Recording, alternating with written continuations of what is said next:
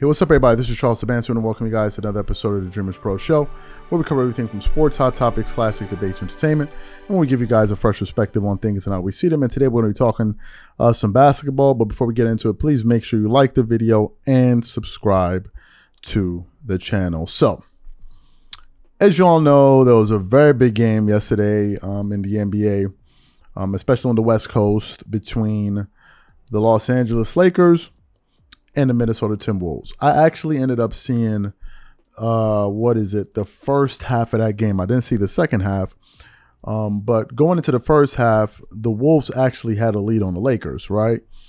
And I think at the beginning of the third quarter, they kind of were holding the lead, and I actually thought to myself before I fell asleep, I was like, well, it looks like the Minnesota Timberwolves are going to end up upsetting the Lakers to gain the 7th seed. But then when I woke up, I saw the game highlights, and I saw that the Lakers were able to get a win against that team in overtime, right? Now, leading up to that game, we've been talking about the play-in and the playoffs, or leading up to the playoffs, all this week.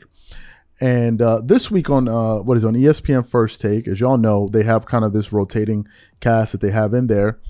And this week, we got to see an appearance from NBA champion and most likely Hall of Famer, Rajon Rondo, right? And Rajon Rondo came on there, and they were talking about a range of different things, right? But they were focusing a lot on the Western Conference, and Stephen A. Smith was kind of giving his outlook of the first round. JJ Reddick gave his outlook of the first round. And on more than one occasion, Rajon Rondo actually began to really shock the panel because he kept on mentioning the Clippers. And Stephen A. Smith was like, man, you're really like high on the Clippers. Like the Clippers, wow, the Clippers. And we're like, Rajon Rondo calmly was like, yes. So they got to the point where they were kind of looking ahead, and they were talking about what teams do they think can ultimately make it to the Western Conference Finals. And when it came Rajon Rondo's time to give his opinion, he shocked the panel with his prediction on who he thinks or which teams he thinks are going to make it to the Western Conference Finals. But before we get into his comments, this video is brought to you by sponsor Aura, who's also the official sponsor of these T-Wolves. Do you know what the fastest growing crime in America is today? It's identity theft.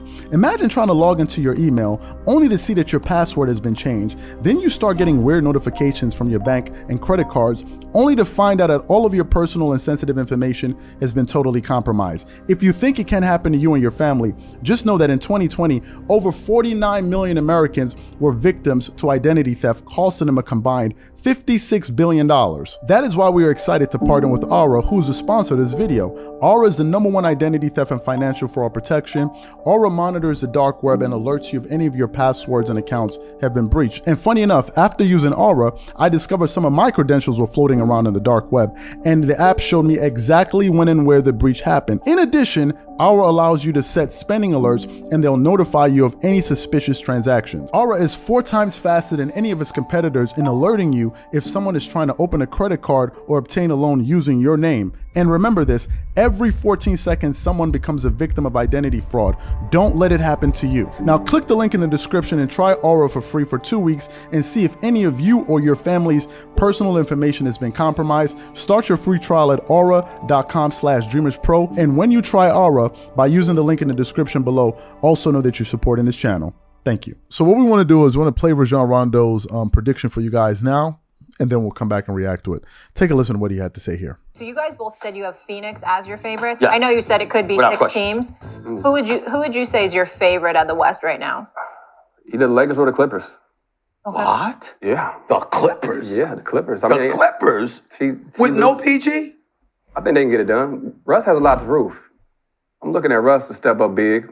Is PG out the whole entire series? No, Okay. we don't know. We don't know if he's out the entire first round series, but we suspect that he'll be back after that. I think that can be arguably a Western Conference final matchup. I'm looking forward to it. How come you're not saying Phoenix? I'm just curious because I just don't the depth. You do have, say KD goes for 30, Book goes for 30, Paul goes for 20. I mean, that's not enough points. So you heard Rajon Rondo's prediction. So here are my thoughts on what he had to say. I think that you're going to get a range of reactions from different people based on the teams that he said we're going to make it to the Western Conference Finals. In the case of the Clippers, I think one of the reasons a lot of people may push back on Rajon Rondo's prediction is the obvious reason that the Clippers currently don't have their second best player in Paul George. Paul George is not available. Now, there have been some speculations out there that he may return back to this team in the first round against the Phoenix Suns, right? Some people are saying he could be back as soon as game 2. As y'all know, what is it? I think the end of this week will make it 3 weeks since he's been gone.